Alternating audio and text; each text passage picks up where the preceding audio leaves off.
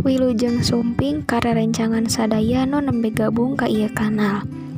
Dina danget ayeuna urang baris medar perkawis warta.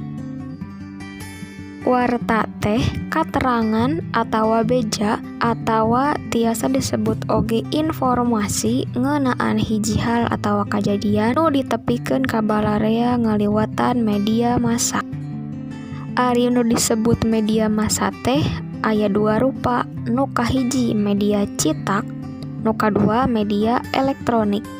Ari media citak mah sapertos koran atanapi majalah. Ari media elektronik sapertos radio, TV atawa internet. Syarat hiji hal tiasa disebut warta upama nyumponan kana dua syarat ieu. Nu kahiji dianggap penting pikeun dipikanyaho ku balarea, nu kaduana dianggap bisa nyumponan ka panasaran balarea. Nurutkeun web dosenpendidikan.co.id aya 4 ciri-ciri teks warta nu utama. Nu kahiji faktual, nu kadua aktual, nu katilu objektif, nu kaopatna netral. Nu disebut faktual hartosna nyaeta dumasar kana kanyataan. Jadi nu nulis warta teh sanes meunang ngarang, tapi bener-bener dumasar kana kanyataan nu aya. Ari aktual nyaeta bener-bener kajadian. Jadi nu dilaporkeun teh atawa nu diwartakeun teh sanes hasil meunang ngareka-reka nu nulisna. Ciri salajengna aya objektif, hartosna tanpa ngalebetkeun opini pribadi. Jadi teu pantes lamun nu nulis warta ngasupkeun kamandangna pribadi kana tulisanana. Eta disebutna jadi subjektif henteu objektif. Ciri nu pamungkas aya netral. Maksudna netral kumaha? Netral teh eusi tulisan dina wartana teu mihak ka salah sahiji pihak. Urang majeng kana unsur-unsur teks warta. Sapertos kauningaku sadayana yen unsur-unsur teks warta teh tiasa disingget jadi 5W hiji H. W nu kahiji nyaeta hu nu hartosna saha. Biasana saha teh nuduhkeun kana palaku hiji kajadian atanapi objek hiji kajadian.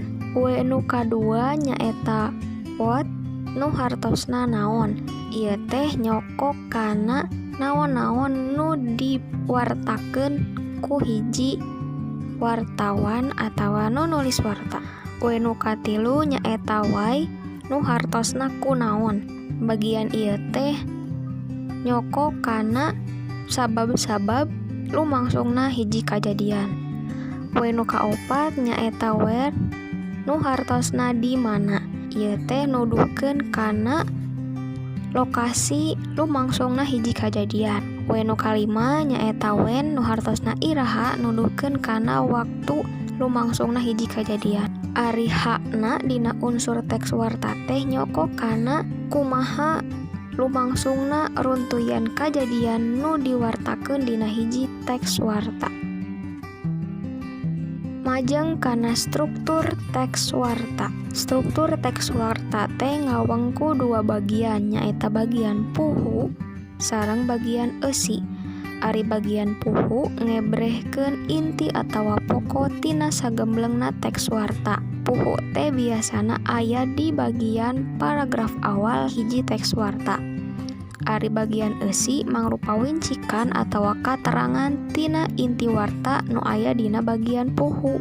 Jadi naon-naon nu aya di bagian puhu teh engke dijelaskeun deui sacara rinci dina bagian eusi. Ieu mangrupa salah sahiji contoh teks warta nu dicutat tina web warta Sunda online. Tiasa diperhatoskeun ku rerencangan sadaya yen ieu teks teh ngawengku dua struktur, nyaeta nu kahiji puhu, nu kaduana eusi. Paragraf nu kahiji kalebet kana bagian puhu, sedangkeun paragraf 2, 3, 4 sareng 5 kalebet kana bagian eusi warta. nu mangrupa wincikan atau rincian penjelasan dina bagian puhu. Pamugi rerencangan sadaya tiasa ngalap mangpaat.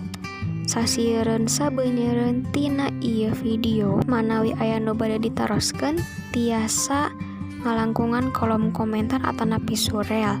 Wilujeng tepang deui dina video salajengna.